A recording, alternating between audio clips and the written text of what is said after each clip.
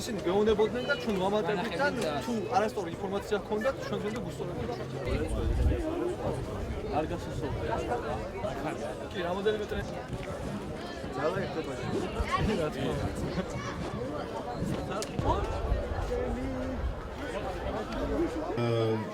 ყველა იმ მონაწილეს მივესალმო იმ გოგონებს, იმ ბიჭებს, ვინც მონაწილეობას იღებენ ამ მეტად მნიშვნელოვან ფესტივალში, რომ მუნიციპალიტეტი, თელავის მუნიციპალიტეტი ჩართულია. ძალიან დიდი მადლობა. დღევანდელი ღონისძიება გახსნილად არის გამოცხადებული და ჩვენ შეგვიძლია გადავიდეთ უშუალოდ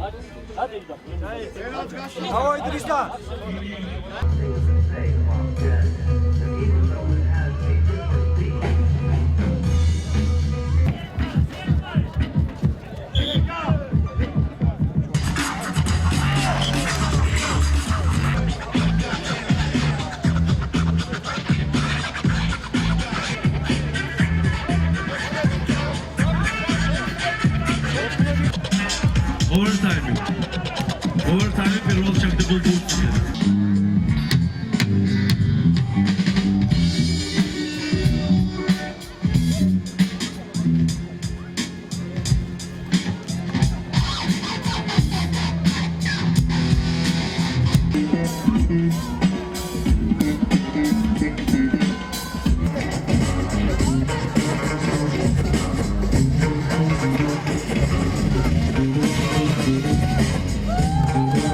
ახალგაზრდა შემოგვიერთდება და უფრო მეტი ახალგაზრდა იქნება გამარჯვებული.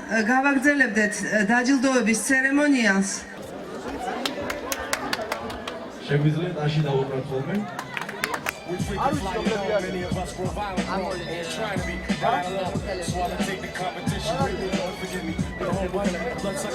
მოგეხსენება თელავში ტარდება პროექტი თანატოლები თანასწორობისთვის. ეს გახლავთ გაეროს მოსახლეობის ფონდის მიერ ინიცირებული, ჩვენ მიერ მხარდაჭერილი და თელავის მუნიციპალიტეტის მიერ მხარდაჭერილი პროექტი, რომელიც ეხება გენდერულ თანასწორობას, განათლების, ჯანმრთელობის და სპორტის კუთხით. ეს არის ის პროექტი, რომელიც ყოველწლიურად უნდა ხორციელდებოდეს, სადაც იქნება ჩართული ჩვენი ახალგაზრდება და მე ვფიქრობ, დღევანდელი ზეიმი მეტად მნიშვნელოვანი იქნება პირველ რიგში თელავის მოსახლეობისთვის და ახალგაზრდებისთვის.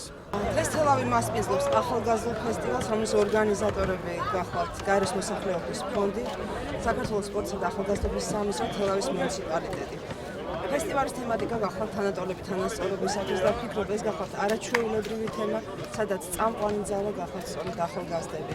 ჩვენ ნამდვილად ვართ თანასწორები, ნამდვილად ვართ თანატოლები იმისათვის, რომ ყველა ახალგაზრდისათვის იყოს ხელმისაწვდომი განათლება, ჯანდაცვა, განვითარება და რა თქმა უნდა ეს ყველაფერი იქნება ფესტივალის დიდი საწინააღმდეგო. ამ სამ დღის განმავლობაში ჩვენ გავიარეთ ისეთ თემებზე, როგორიც არის ტრენინგი, ისეთ თემებზე, როგორიც არის აივშიცი, ნარკომანია, ალკოჰოლი და კიდევ თამბაქო.